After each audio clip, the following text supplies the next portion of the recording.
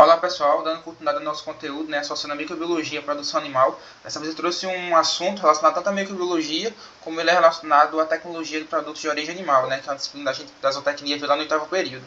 É uma temática também muito interessante nessa parte de produto de origem animal, e também se associa à microbiologia, como vocês vão ver nesse vídeo. E esse vídeo é mais uma curiosidade, não é tão denso quanto o anterior, mas também está associado a probióticos. Então a pergunta inicial é, por que o iogurte não é considerado um probiótico?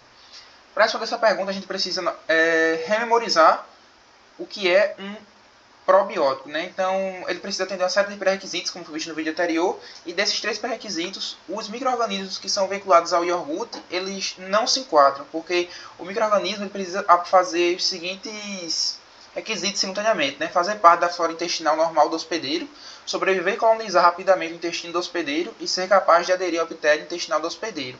Entretanto, os micro-organismos utilizados na fabricação de iogurte, porque basicamente o iogurte é o leite, que os micro-organismos ali utilizam, fermentam e produzem com isso iogurte. Os micro-organismos que estão lá no iogurte, eles são bactérias láticas, mas essas bactérias láticas, esse lática está associado não à lactose em específico, ele está associado ao ácido lático, que é produzido a partir da utilização dessa lactose. Então tem diversos outros micro-organismos que não estão associados ao leite, que produzem ácido lático e são, com isso, consideradas bactérias ácido láticas.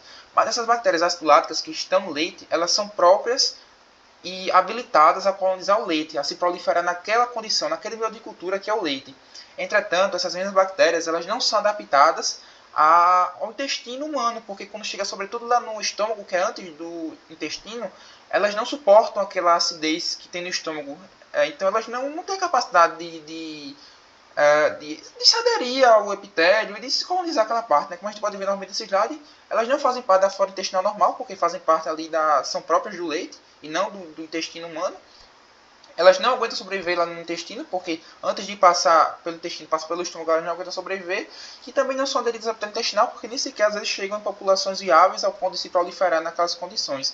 Então, por isso, os micro-organismos que são veiculados através de iogurte e do consumo de iogurte, eles não são considerados probióticos. Entretanto, fazem bem, porque a gente não está tendo efeito do probiótico em si, mas estamos tendo o efeito do pós-biótico, porque o produto da fermentação desses micro-organismos, sim, nos faz muito bem, e é importante também para a indústria, O iogurte em si faz bem, é nutritivo, mas o efeito probiótico ele não apresenta na nossa saúde. Por outro lado, o leite fermentado, o clássico, que é o Yakult, esse sim é probiótico. Por que é probiótico? Porque essa bactéria, a Lactobacillus casei, ela é uma enterobactéria, ou seja, ela é própria do trato gastrointestinal humano. Ela é isolada, cultivada, proliferada e colocada no leite para fermentar. Ela também produz o ácido lático, ela fermenta a lactose, produz ácido lático, no processo das bactérias que vão lá no iogurte, que a do iogurte é a Lactobacillus bulgaricus e a Streptococcus thermophilus, são bactérias benéficas, mas não com capacidade de colonizar o nosso TGI. Já essa Lactobacillus casei, ela sim, ela é uma enterobactéria e tem essa capacidade. Então, embora haja fermentação em ambos, só esse aqui pode ser considerado probiótico porque ele tem essa capacidade. E o processo de fermentação, que como eu falei anteriormente, acabei de falar, acontece em ambos, é bem simples, A glicose, que é o que forma a lactose. A lactose ela é formada por uma glicose e uma galactose, mas ambas sofrem o mesmo processo de oxidação. Ambas são bem parecidas, a forma molecular é muito parecida, ambas têm 6 carbono.